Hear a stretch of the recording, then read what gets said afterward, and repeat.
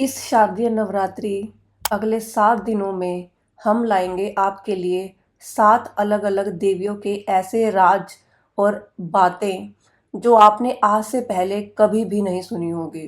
माँ बगलामुखी, माँ चामुंडा, माँ ज्वालाजी, माँ ब्रजेश्वरी, माँ चिंतपूर्णी, माँ नैना और माँ मनसा देवी। हमारी इस यात्रा की शुरुआत माता बगलामुखी से और अंत माँ मनसा देवी पर होगा। तो चलिए शुरू करते हैं आज की यात्रा माँ बगलामुखी से।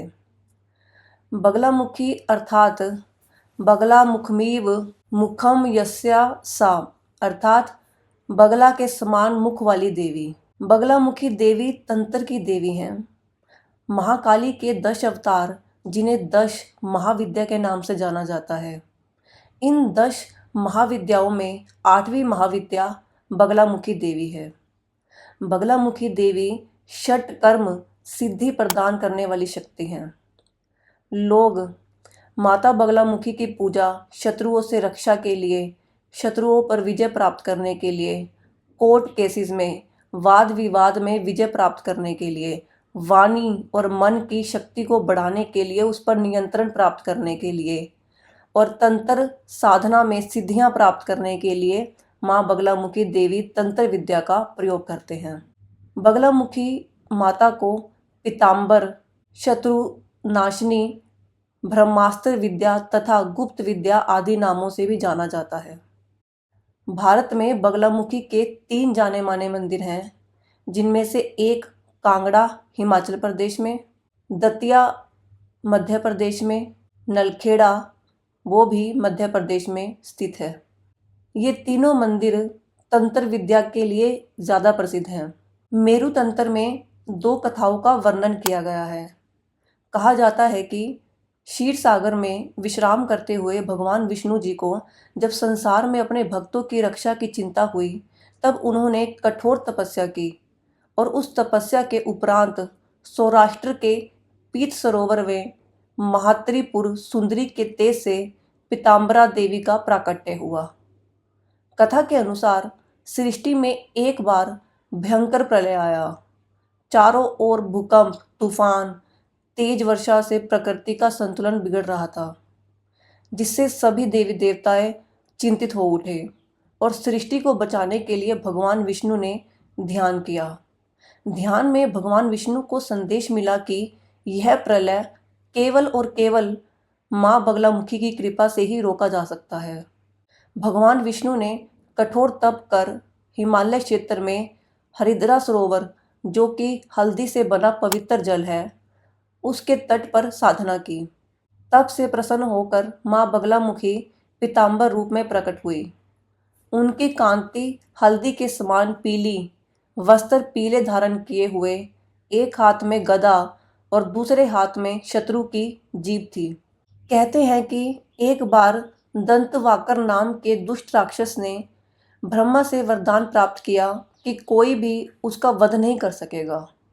वह अपनी वाणी से ब्रह्मांड में भ्रम फैलाने लगा, झूठ, हिंसा, द्वेष का सहारा लेकर सभी को भ्रमित करने लगा।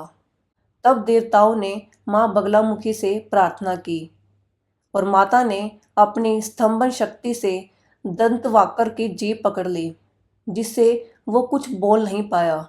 माँ ने कहा, तेरी वाणी ही तेरा काल बनेगी। इस प्रकार माँ ने उसे मौन में बांध दिया और सत्य की स्थापना की। दूसरी कथा के अनुसार एक बार महाप्रलय के समय भयंकर तूफान आया और उस दौरान देवों के देव महादेव से संसार की रक्षा के लिए सभी देवी देवताओं ने प्रार्थना की।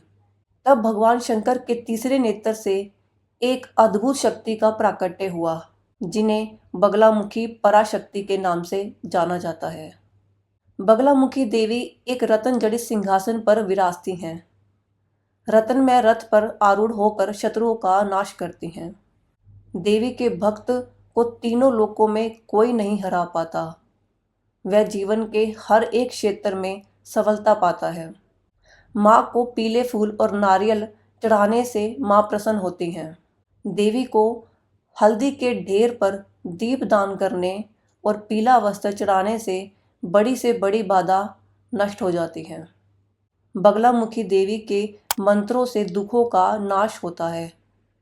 देवी को वीर रात्रि भी कहा जाता है क्योंकि देवी स्वयं ब्रह्मास्त्र रूपिणी है। इनके शिव को महारुद्र कहा जाता है, इसलिए देवी सिद्ध विद्या भी हैं। तांत्रिक इन्हें स्तंभन की देवी मानते हैं। गृहस्थ लोगों के लिए देवी समस्त प्रकार के संशयों का शमन करने वाली हैं। माँ बगलामुखी राजयोग की देवी हैं। ये देवी कल्याण की देवी हैं।